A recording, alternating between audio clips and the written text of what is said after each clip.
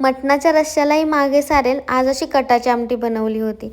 Hello, good morning. कसे आहात सगळे? आज लाईफमध्ये फर्स्ट टाईम मी पुरणाचं जेवण बनवलं होतं, ते पण स्पेशल माझ्या नवऱ्यासाठी.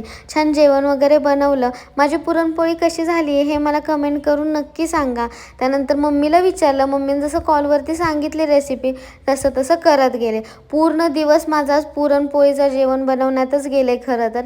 मग छान जेवण वगैरे बनवलं. आज दीपा अमावस्या असल्यामुळे छान दिवे वगैरे पूजले, देवपूजा वगैरे छान केली, देवाला नैवेद्य दाखवला आणि असं मी जेवण बनवलं होतं.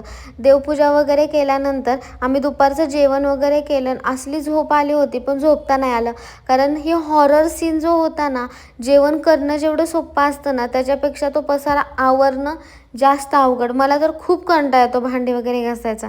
तरी मग सगळं क्लीन वगैरे छान करून घेतलं आणि त्यानंतर एवढा कंटाळा आला होता ना की झोपूनच गेले. तर असा होता माझा आजचा दिवस. Bye bye.